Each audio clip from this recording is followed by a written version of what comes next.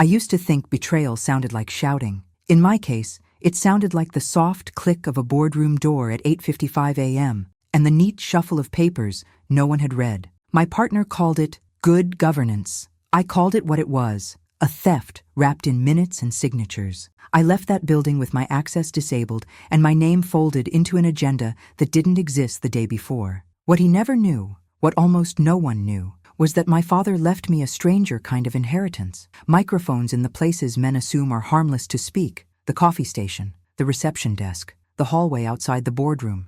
If you listen long enough, truth tells on itself. But before I tell you the rest of what happened, I'd love to know where you're watching from, your city or your country. I enjoy hearing that because it reminds me that every home, no matter how far away, carries its own stories too. I don't shout when people steal from me. I make a list. The morning it happened, my badge turned the first turnstile green and the second a stubborn red. The guard tried again, tapping keys like a pianist who learned the song yesterday. Probably a system update, he said. Try again this afternoon. I thanked him because I was raised that way, then watched the red light pretend to be a rule. My assistant's phone went to voicemail. My partner texted a thumbs up and in with counsel, talk after. A counsel before 9 on a Tuesday. I took the stairs. The boardroom door was half closed. I saw 3 pairs of shoes, my partner's patent leather, a consultant's scuffed Oxfords, and unknown heels angled at a stack of papers. I didn't barge in. I eased the door to the rubber stop and waited in the frame with my thermos in my palm. Presence is its own protest. We're cleaning up the agenda, my partner said with a smile that looked paper-trained. You'll have the minutes after. After what? Last night's agenda had 3 ordinary items. The packet wore colored tabs like a costume. The woman with the heels tapped a pen against a header. Resolution for interim management. Who convened that? I asked, auditing, not challenging. Emergency item, she replied. Bylaws permit it. A quorum is present. A quorum without the chair. Is that new too? No one laughed. The consultant slid a blue folder to my partner. Notice, motion, vote, minutes. When men try to make theft look legal, they overlabel things. My father taught me that at the kitchen table, where honesty sits down. I'll need the notice, I said. It's in your inbox, my partner said. My badge failed, I replied. So the network did too. He blinked. The consultant handed me a notice time-stamped 7:03 a.m. I flipped to Minutes Draft, created 6:41 a.m., updated 7:16, then 8:12, earlier than any vote. Why do the minutes exist before the meeting? I asked. Templates expedite process, the woman said. Standard. Do templates usually include an exact vote tally? I tapped motion carried 4-1. The consultant coughed. My partner tried a paternal tone. Let's not get lost in semantics. We're protecting the company from volatility. I turned to leave. The second turnstile flashed red to do its job with pride. At the lobby bench, near a ficus we water more faithfully than promises, I opened my notebook and wrote, badge fails at 8:49. Boardroom occupied 8:55 with counsel plus outsider plus unknown woman. Notice printed 7:03. Minutes saved 6:41, 7:16, 8:12. Tally included before vote. Chair excluded. Quorum claimed. I drew a star. Metadata, first save and author. Then I called a T and asked for Louis, a man who wipes crumbs off a keyboard before he types. Miss Hale, are you off-site? He whispered. When I said I was downstairs, he lowered his voice further. I have to escalate anomalies to interim management. He hung a pause in the air.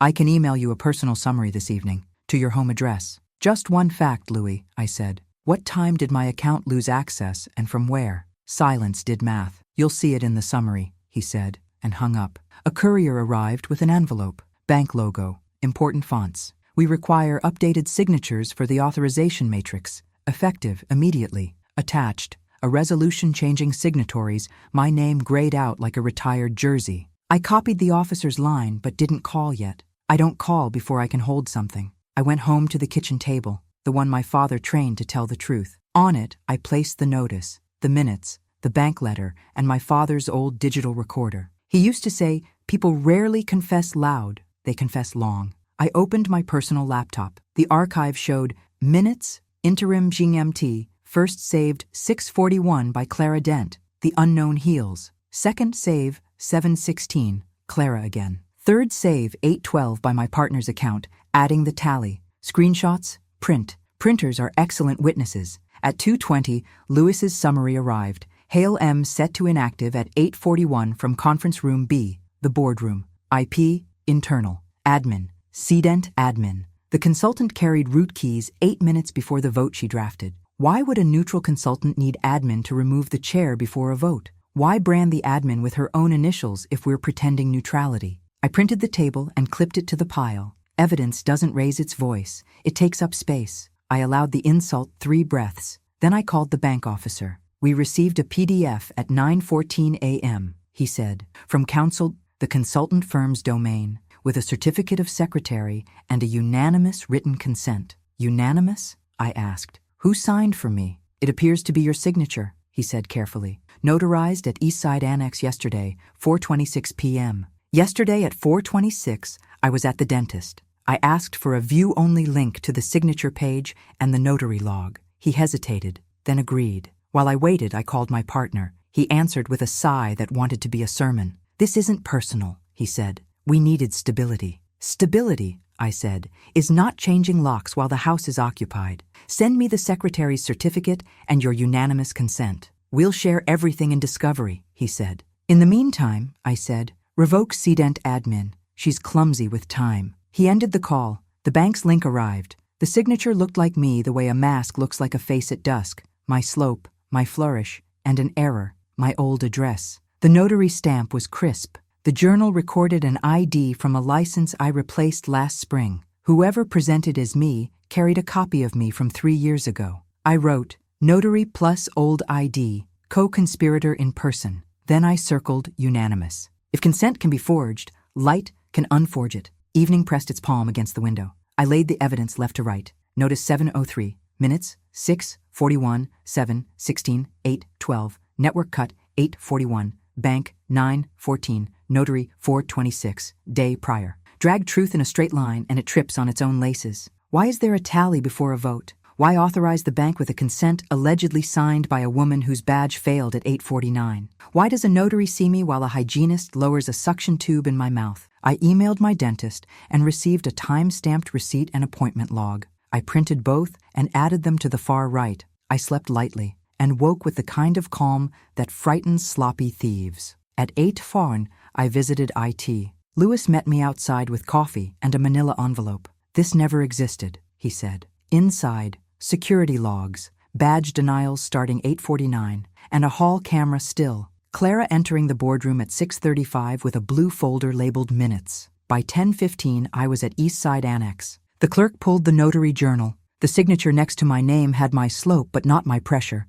The ID number was my old license. The notary recalled a tidy bob and a navy suit, soft-spoken, in a hurry. The witness who knew me was a man in scuffed tan Oxfords, the consultant. I photographed the page and thanked the clerk. In the hallway, I wrote, Witness, Karn Consultant. At noon, I met the bank officer. He printed the certificate of secretary. The secretary of record was Clara, acting as acting corporate secretary, a job our bylaws do not recognize. He also printed the email header from counsel to his inbox. IP Trace, their firm, 914. I asked for a temporary hold. He called legal. Caution agreed to hold changes for 48 hours if presented with a board dispute letter. At 2:30, I stood in my kitchen and assembled the dispute letter with exhibits. A. Minutes versioning. B. Security logs. C. Bank header. D. Notary excerpt. E. Dentist receipt. F. Hall still. I copied my partner and counsel. Subject: irregular process regarding interim management. The body said little and showed much. My daughter texted, dinner, I replied, after one conversation. At 4, I invited my partner to the kitchen. The recorder sat in the center, a piece of furniture. I pressed play on an audio file captured in the reception alcove yesterday morning. Cups, a chair leg, the building's breath. Then Clara. Disable her badge before 9. The consultant. And if she shows up? Clara. We'll say update. Send the notice at 7. Paper rustled. Then my partner's voice, casual as sugar. Make sure the minutes read 4-1. She'll litigate. We need it to look inevitable. He paled. You've been recording? He asked. My father installed microphones in our spaces years ago, I said. He did it to protect the company from us, in case we forgot who we were. I didn't authorize that, he said. You didn't authorize many things this week, I replied. and slid the exhibits across. 2 paths. You sign a renunciation of the interim resolution, instruct the bank to revert authorizations, and suspend outside consultants pending audit. Or you decline, and I file for an emergency injunction tonight with these exhibits and a criminal referral on forgery. He swallowed. What do you want from me? Paper, I said. The right kind. He stared at the notary excerpt. It wasn't supposed to get this far, he murmured. Clara said what? That no one reads metadata, he said. That's for IT. He reached for a pen, then hesitated. Can I call counsel? You may, I said. But the bank's hold expires tomorrow. And your voice is already in my kitchen. He called. He whispered. He listened. He hung up. They want to negotiate language, he said. Tell them to send it in 15 minutes, I replied, and nudged the recorder so the red light could be his mirror. I didn't raise my voice. I raised documents. While we waited for counsel's email, I wrote the last line on today's list. Teach them what consent looks like on paper. I don't raise my voice when men shuffle papers to make theft look tidy. I raise a chronology. By late morning, my kitchen table held a line: the premature minutes, the 7:03 notice, the 8:41 access cut, the bank's 9:14 email, yesterday's 4:26 notary entry, Lewis's log, the hall camera still. My father left me microphones, yes, but he also left me the habit of asking what a reasonable judge would want to see before he knows to ask for it. First, custody. Audio without a chain is gossip with batteries. Years ago, my father filed a governance addendum, monitoring allowed in company common areas, boardroom soffit, reception alcove, coffee station, hallway sconce outside conference B, strictly to protect corporate assets after a vendor kickback scare. No bathrooms, no private offices, employee acknowledgments on file that quarter. I printed the addendum, the sign-off roll, and maintenance tickets. I photographed each device location with today's date and my initials beside a small placard. The reception alcove unit uses removable solid-state media with a physical key in the base. No remote wiping, no cloud convenience amnesia. If anyone asks later where a file came from, the answer will begin with a picture. Second, motive. Men don't stage elaborate process because policy thrills them. They do it for money and control. Orion Advisory, the consultant vehicle in the bank packet, smelled like a shell. Shells are useful to thieves the way gloves are useful to surgeons, not for cleanliness, but for deniability. If Orion fronts for my partner's appetite, I only have to tap the shell in the right place and listen for the crack. At 10, I called facilities from the old Rolodex my daughter teases me about. Gus, our former contractor, answered as if the past always caught him while he was ready. Your father called those mics stethoscopes, he said. 4 units, common areas only. I still have the install diagrams. He emailed PDFs with dates, signatures, model numbers, and a photo of my father holding a ladder. He made me tape the policy number to the ceiling tile above each unit, Gus added, chuckling. Said memory fails when drama arrives. I smiled despite myself. My father distrusted drama, and I inherited the allergy. At noon, I wrote the day's heading, Assemble Admissibility. Under it, I listed Policy Addendum, Employee Acknowledgements, Install Diagrams, Photos of Locations, Removable Media Description, My Declaration. Under a second column, I wrote Orion Trail. Bank packets don't create themselves. Someone fed the bank a consent dressed up as me. If I walk the bank's clock backward, I'll find the hands that set it. At 2, Louis texted a single word, printer, with a room number. I walked into the building with a scarf that makes receptionists smile and stepped into the 3rd floor copy room as if I owned the daylight. On the tray sat a half-straightened stack. On top, a letter from Clara's firm to my partner, subject Sequence and Risk. The first bullets read, 1. Lock badge, 2. Send notice, 3. Minutes draft, 4. Notary, plus UWC, 5. Bank packet, 6. Announce stability. The rest, detailed contingencies. If she arrives, cite IT update and redirect her to HR. Their script fit neatly over what I had already lived like a glove turned inside out. If they wrote steps 5 and 6, what odds that they also wrote the part where my name signed itself? I didn't take the paper. I photographed the header and the bullets with the date and the firm's watermark visible, then squared the stack as if conscience had returned to finish its job. I texted Louis a single checkmark. If anyone asks later, I want his truth simple. He didn't give me documents. He gave me privacy. Crossing the lobby, I found Maribel's courage waiting at the edge of her mouth. "Ms. Hale," she said softly, eyes flicking toward the camera dome. "Yesterday morning, Clara asked me to print 2 visitor badges. Board support," she said. "They weren't in the system, so I refused." She slid a sticky note near the desk's corner. 2 names. One matched the Notary Journal witness, the consultant. The other, I didn't know. Clara came back at 7:35 carrying a blue folder that said "Minutes" in big block letters. She swallowed. "I kept the badge blanks in my drawer. I thought you should know. Small refusals hold up whole roofs." Back home, I laid a second line on the table. The sequence and risk photo. The visitor names. Maribel's recall. I don't draft witness statements. I draft prompts so courage remembers itself. On my pad, reception timeline. 7:10 badges requested. Denied. 7:20 elevator up. 7:35. Clara returns.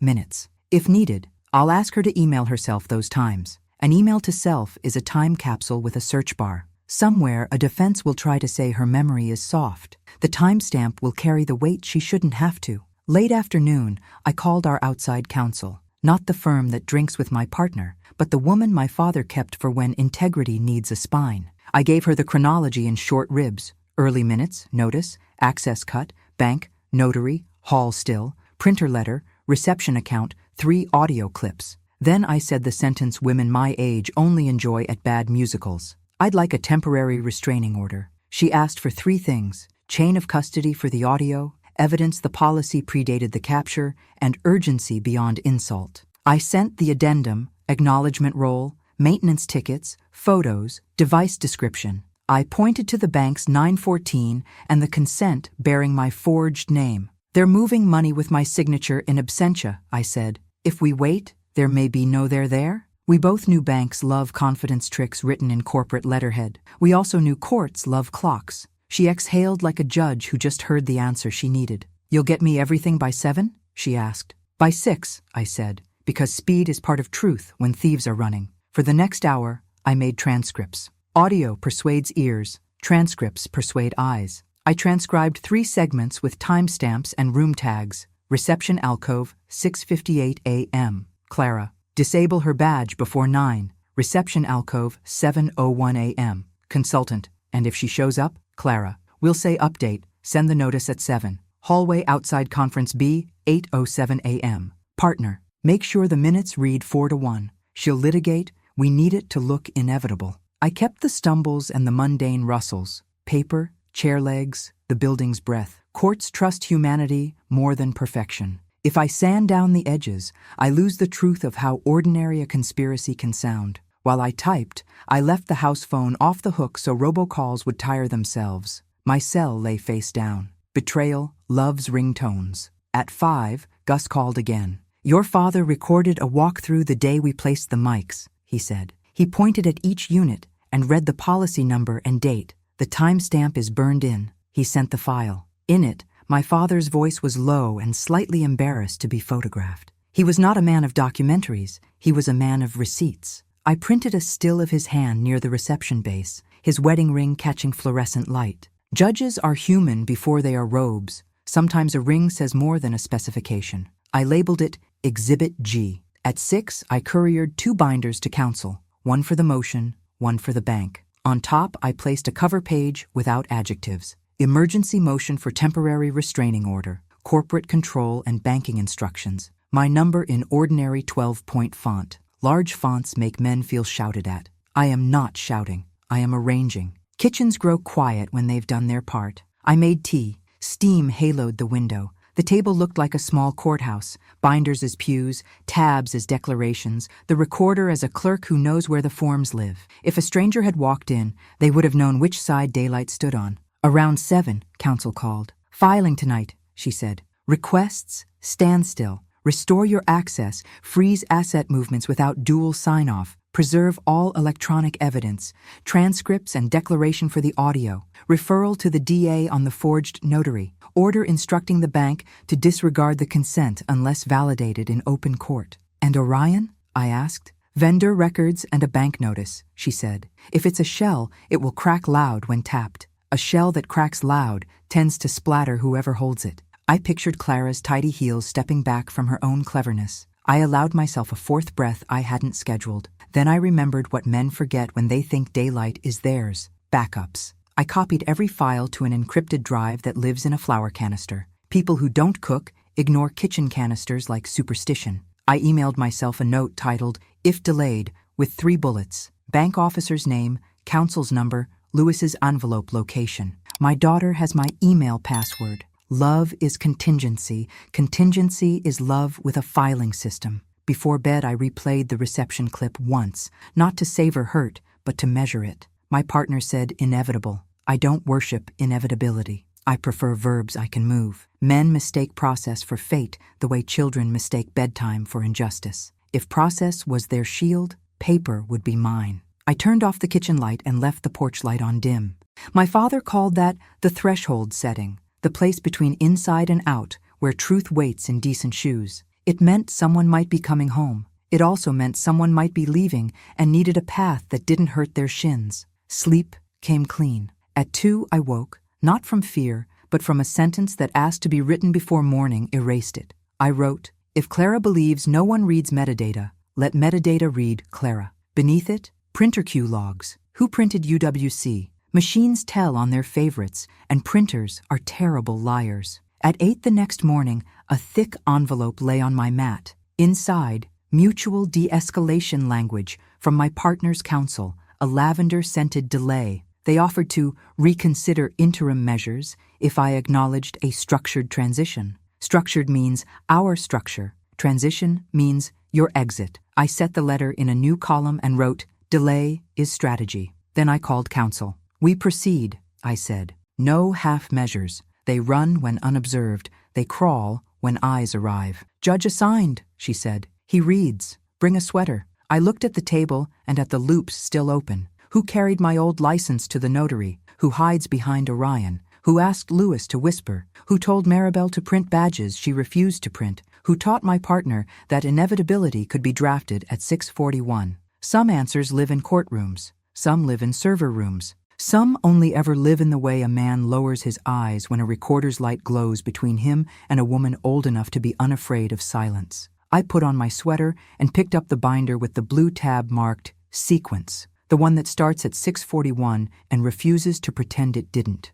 When people sense they're about to lose control, they start writing long emails. By the next morning, my inbox was full of them. My partner's counsel sent 3 letters between midnight and 6 a.m., each more polite and less confident than the last. The subject lines changed tone the way weather does before a storm. Clarification, reconsideration, ongoing dialogue. Men who believe they've won don't write at dawn. I printed all 3 and placed them beside the binder marked Sequence. If paper could roll its eyes, that stack would have. At 8 sharp, my attorney called. "The motion's on the docket for this afternoon," she said. "Emergency calendar, Division 6, Judge Rowe. Does he read?" I asked. "Deeply," she said. "And he doesn't like adjectives." "Good. I don't use many." She instructed me to bring originals of everything: the recordings, transcripts, the notary excerpt, the bank chain, and a witness list. I packed the binder into a neutral gray bag, one that could pass for groceries or evidence, depending on who you ask. On top, I placed my father's recorder. The metal edges were worn smooth from years of being the quietest person in the room. Before leaving, I called Louis. "Has anyone asked about the printer queue?" I asked. "Funny you mention it," he said. "Clara tried to clear the logs last night. And I archived them first. The queue showed one UWC PDF job printed at 8:59 a.m. From her credentials to the 3rd floor machine. 2 pages. The consent and the certificate. Exactly. "Keep them safe," I said. He hesitated. "They're already in the envelope." That small sentence earned him a future raise he didn't know about yet. The courthouse smelled like old carpet and panic. My attorney Evelyn was already there, gray suit, calm like a metronome. She took my statement one more time, word for word. "When did you first learn your access had been revoked?" 8:49 a.m. Same day. "When did you receive the notice?" 7:03, printed copy. My inbox access was cut before I could read it. "When did you confirm the forged notary signature?" "Yesterday, 10:15 a.m. She nodded, checking each fact against a timeline she already knew by heart. "You've done more prep in 48 hours than most firms in a month." "I had a good teacher," I said, glancing at the recorder in my bag. Outside Division 6, my partner paced like a man rehearsing decency. His lawyer whispered something and handed him a mint, as if breath could fix reputation. Clara stood behind them, expression carved from office marble. She carried a leather folio, too new to belong to someone with nothing to hide. Evelyn leaned in. He'll try a reconciliation tone. Don't bite. I prefer documentation to dialogue, I said. When the bailiff opened the door, the air shifted. Inside, Judge Rowe looked up over glasses that had seen every version of human self-deception. He gestured for us to sit. Evelyn opened with the facts. No drama, just order. Your Honor, this is a motion for emergency relief to preserve corporate control and prevent further unauthorized banking transactions. She laid out the sequence. Premature minutes, access cut, forged consent, altered bank signatories, and supporting evidence. Each exhibit landed like a quiet hammer. Rowe turned to my partner. Response? His counsel rose, voice smooth with the confidence of men who bill by the hour. Your Honor, this is an unfortunate misunderstanding. The company required swift action due to instability in management. The documents in question were processed under existing policy and authority. Rowe blinked. Including a notary who verified a person in 2 places at once? Silence. Counsel shifted. We can't speak to clerical errors outside our control. Try, Rowe said. The word had gravity. Evelyn slid the dentist's appointment log forward. My client was in a dental chair at the time of the notary stamp. Then the still frame of Clara in the boardroom at 6:35 a.m. And this individual, now claiming neutrality, drafted minutes hours before the meeting occurred. Rowe studied the photo, then looked at Clara. Ms. Dent, were you present at the time this image was taken? She hesitated. Yes, but only setting up. Setting up what? The meeting space. Were you authorized to prepare minutes in advance? I was instructed to by Mr. She stopped, glancing at my partner. By Mr. Hale? Rowe prompted. Her silence was a confession that didn't need a stenographer. Rowe exhaled through his nose. Ms. Hale, he said, turning to me. You allege these recordings were made under a valid internal policy? Yes, Your Honor. Company approved, common areas only. Authenticated? Yes. Chain of custody? Photographed, documented, and sealed yesterday morning. Devices are hardware-based, non-editable. He nodded once. Play one. Evelyn pressed the recorder's play button. The court filled with the sound of paper, chairs, and Clara's voice. Disable her badge before 9. Then my partner's voice, distinct and calm. Make sure the minutes read 4-1.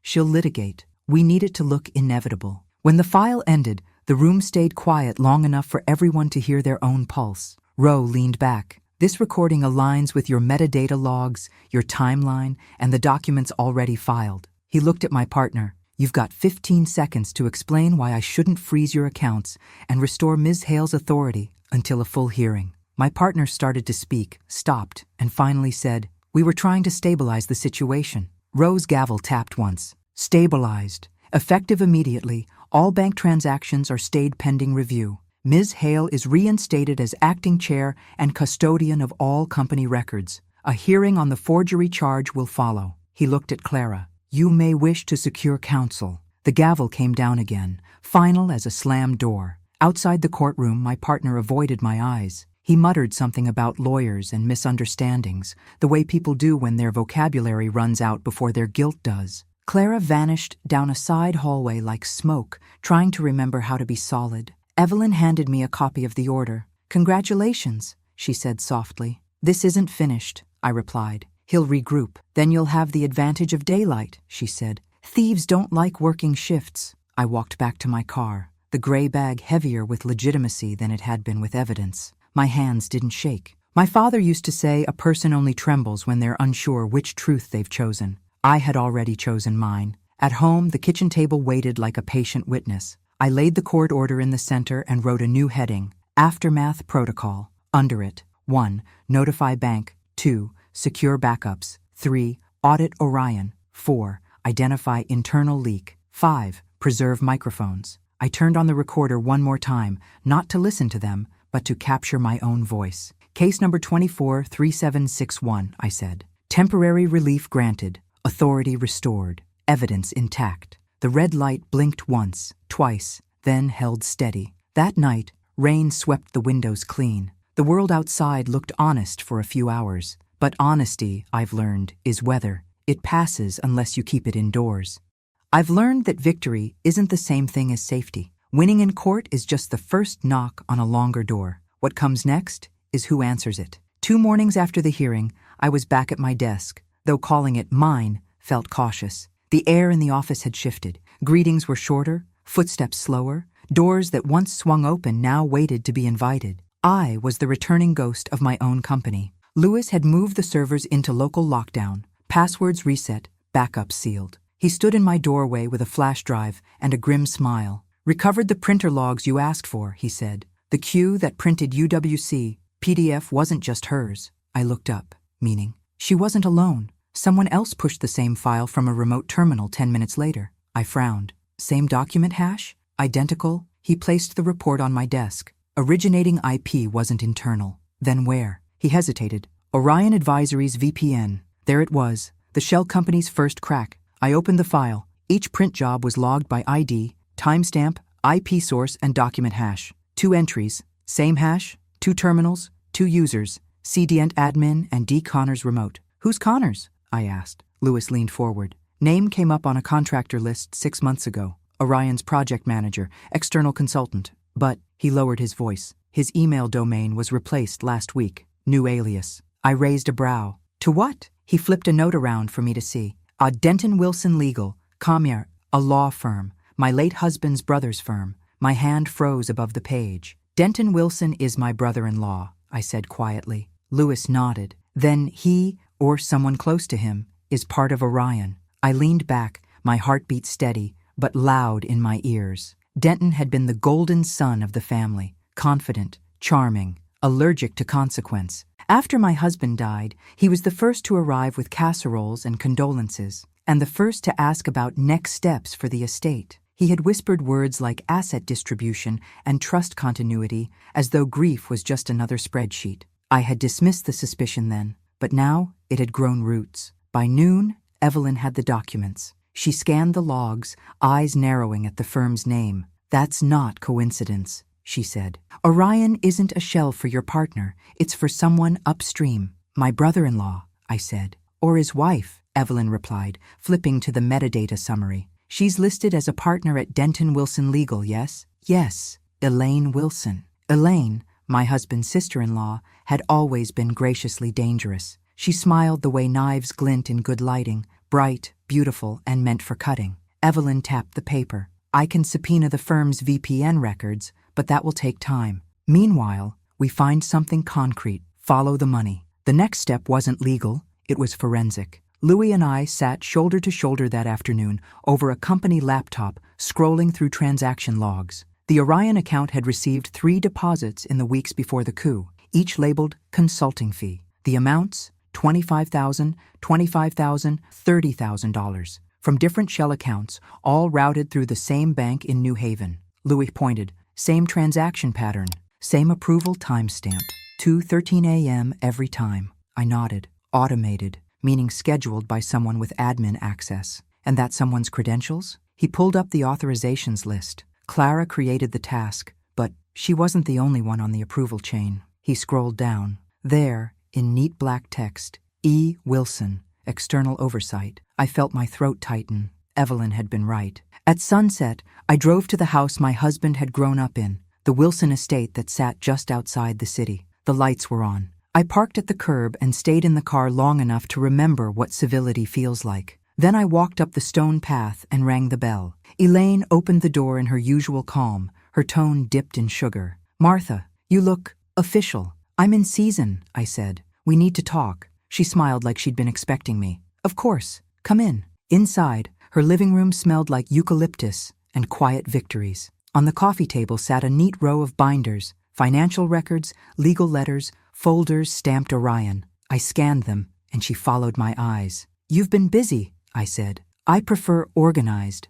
"Organized is a fine word for laundering betrayal." Her brow lifted. "Oh, Martha, don't turn this into melodrama. Then explain to me why your firm's VPN printed the forged consent that nearly stole my company." She didn't flinch. She walked to the window instead. "You're assuming Denton or I had anything to do with that. Your initials are on the chain." She laughed softly. "E. Wilson could mean anyone. Except the payments went to your joint account." Her silence was a confession wrapped in perfume. I took a step closer. You always said you admired my husband. Funny thing, so did the people who wanted his money. Elaine turned, mask slipping just enough to show the steel beneath. Careful, Martha. You're one court order away from making this uglier than it needs to be. It's already ugly, I said. The only difference is who gets to narrate it. For a long moment, we just looked at each other. Two women who had learned, in very different ways, that power inside a family is always leased, never owned. Then she smiled again,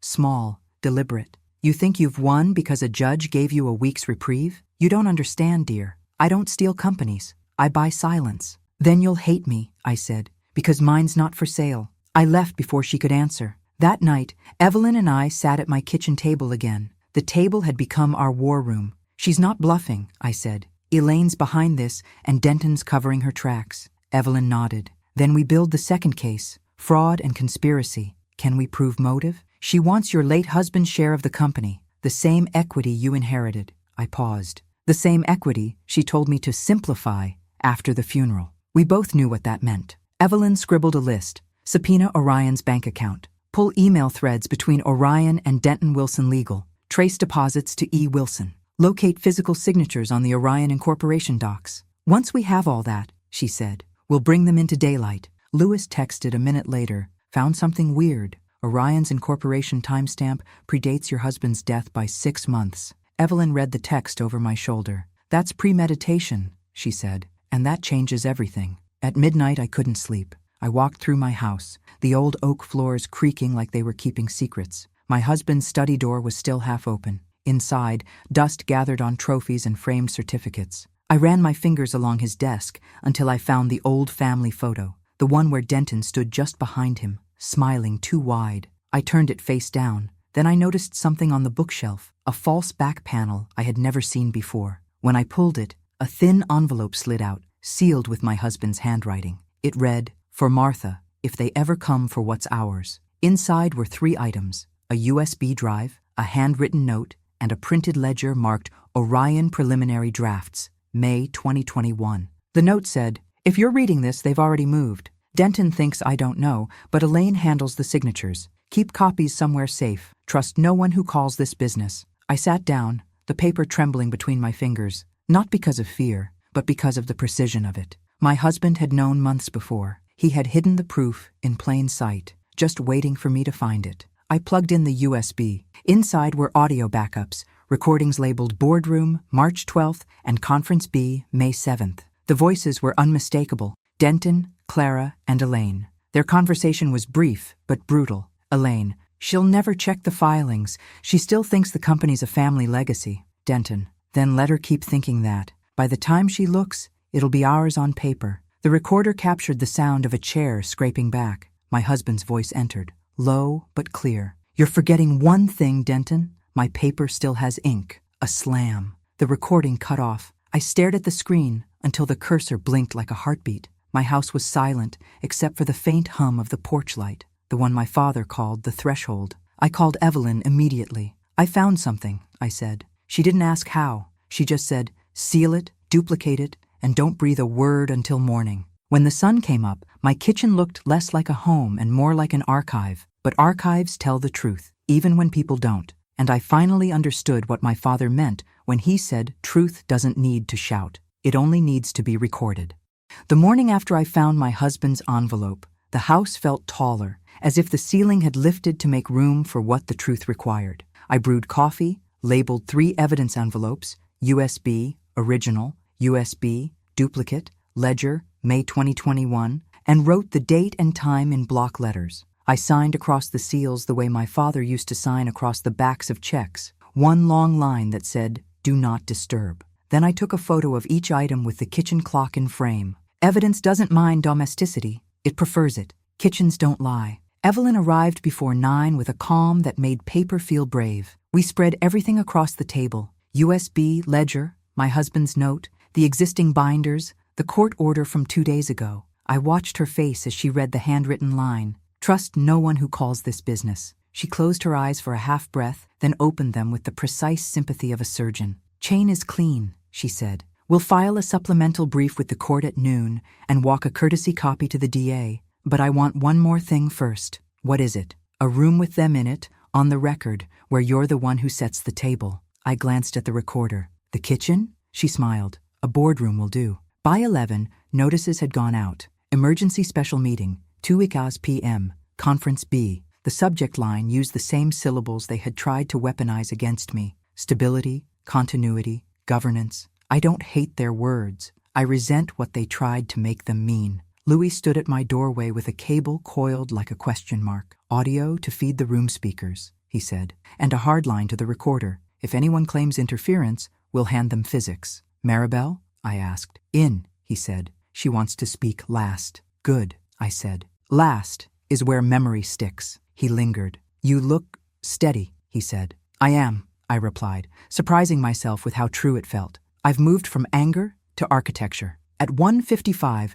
the room filled with the right actors, my partner and his counsel, Clara, clutching her folio like it could absorb sins, 2 directors who had avoided eye contact all week, and, arriving precisely at 2, Denton and Elaine. Denton's tan was 2 shades too confident for winter. Elaine's navy suit looked expensive in a way that required silence from the rest of the fabric around it. I kept my voice level. Thank you for coming, I said. This special meeting concerns the company's control, the integrity of recent documents, and the conduct of external advisors. I saw a few shoulders stiffen at integrity, the way some men do when they hear the word seatbelt and decide to drive faster. Evelyn sat at the end of the table with a small oak tag sign, Counsel, Observing.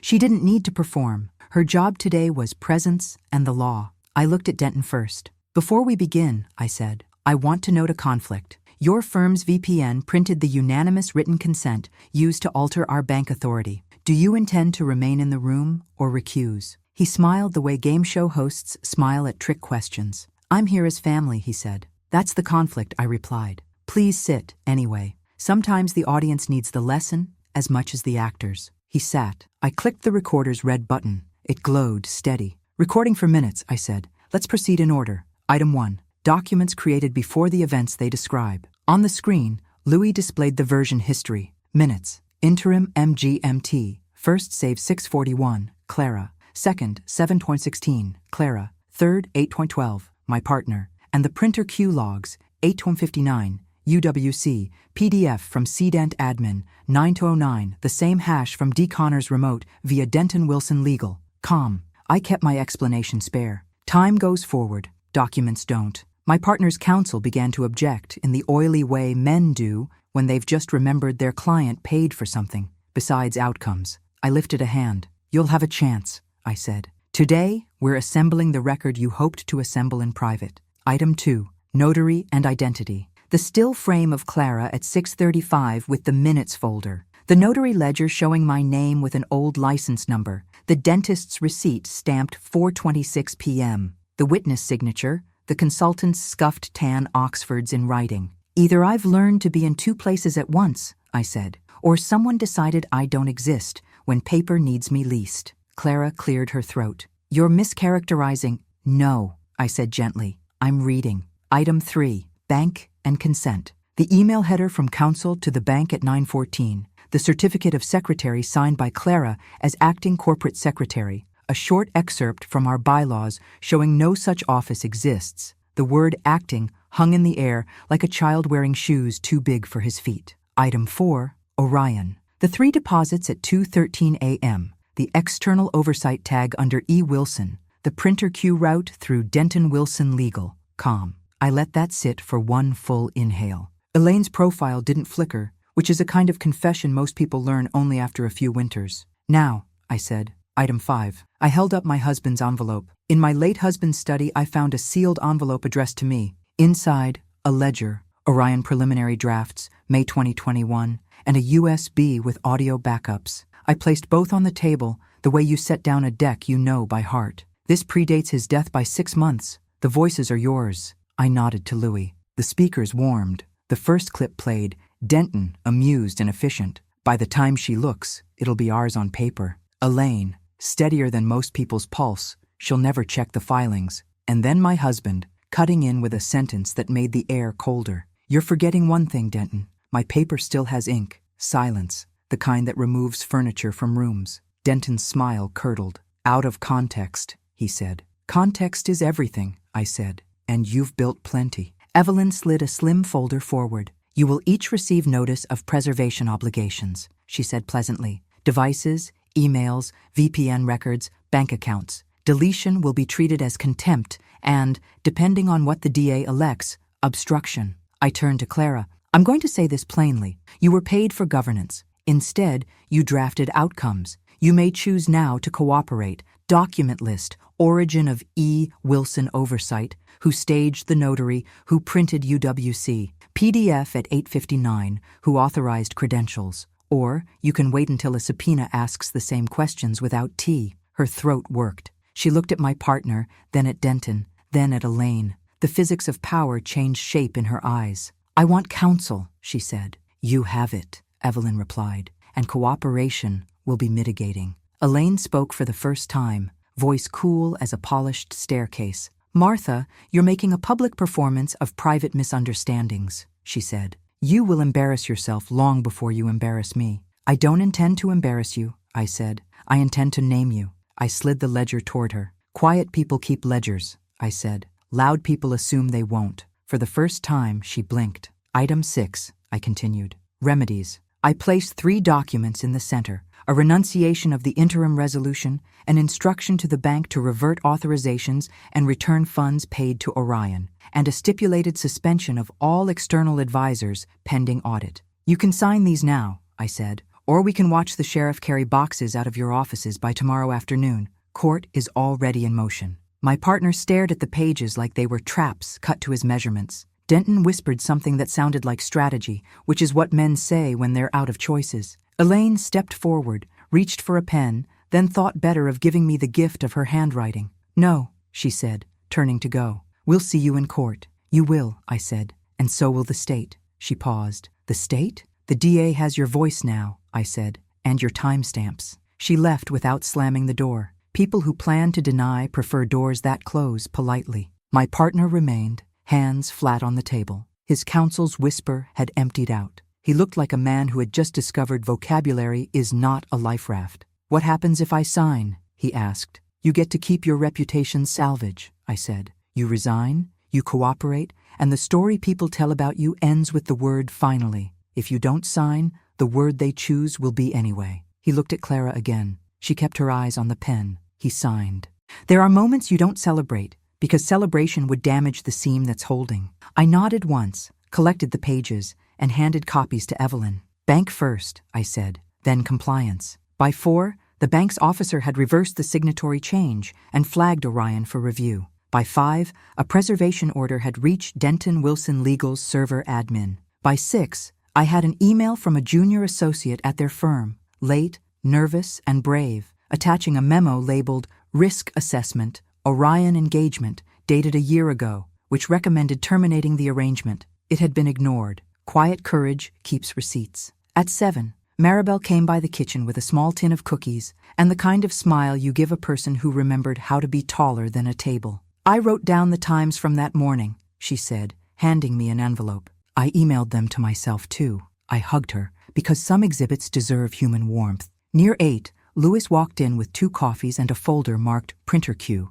Extended. He had traced the chain further back. One of the first Orion drafts had been printed not from our building, not from Denton's, but from a residential IP belonging to Elaine's home office. He laid the page gently on the table as if truth might bruise. Thank you, I said. You're welcome, he said. I like this table. So do I said. It remembers things people want to forget. By the end of the week, the DA's office had opened an investigation into forgery, wire fraud, and conspiracy. Clara, through counsel, offered a proffer session, names and methods, in exchange for a narrower charge. Denton issued a statement full of words that try to behave like fences: regret, misunderstanding, process. And Elaine said nothing at all, which is the most eloquent confession some people ever make. At the company, we set about cleaning what couldn't be cleaned with soap: policies, approvals, blind spots dressed as efficiencies. I reinstated 2 women in accounting who had been quietly moved to a windowless corner when they asked too many questions. We rewrote the vendor onboarding checklist in plain English and hung it in the break room, because sometimes the most radical thing you can do is make rules legible to the people who obey them. I visited my husband's study again. I didn't turn the photo back over. Some pictures don't need faces, they need labels. I wrote evidence on the back and filed it with the ledger. I set the USB in a safe deposit box and left a copy with Evelyn. The porch light of our house stayed on dim every night that month. It felt like a way to tell him I'd learned the language he left me. Not anger, not theater, procedure. On a quiet Sunday, my daughter came by with my granddaughter, who asked if she could sit at the kitchen table, where the stories live. I told her yes, but to keep her crayons on the placemat. She drew a house with a tiny red square near the door. "What's the red?" I asked. "The light," she said, "so people can find their way." I thought of my father, my husband, the way their voices had traveled through wires and rooms to get here. I thought of the men who believed inevitability could be printed before breakfast. I thought of Elaine's steady gaze and how steel forgets it is only iron that learned posture. "Good," I said. "Houses should have lights." That night I wrote the last line in the notebook I'd started the morning my badge went red. Truth doesn't knock down doors, it catalogs them, then asks the right key. I closed the cover, set it on the shelf, and went to bed, knowing keys can be copied, but integrity has to be signed in the original hand.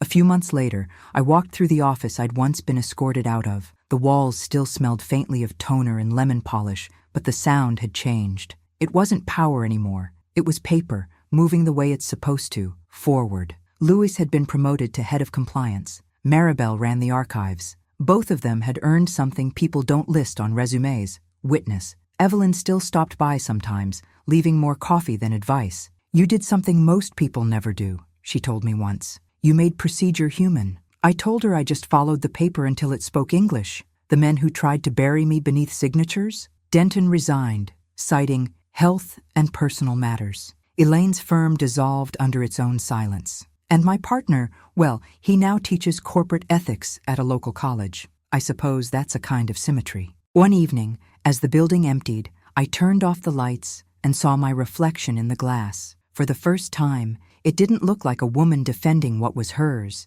It looked like a woman who'd finally defined what that meant. At home, the porch light was still on dim, just as my husband used to leave it. My granddaughter had drawn another picture, this time a key resting beside a piece of paper. She'd written one word above it, truth. I asked her why she chose that word. She said, "Because truth opens things, not breaks them." I smiled. "You're right." The next morning, I sealed the last envelope of evidence, marked it filed, closed, and slid it into the cabinet beside my husband's ledger. Then I made tea and sat at the kitchen table that had once been a battlefield. It didn't feel like one anymore. It felt like proof.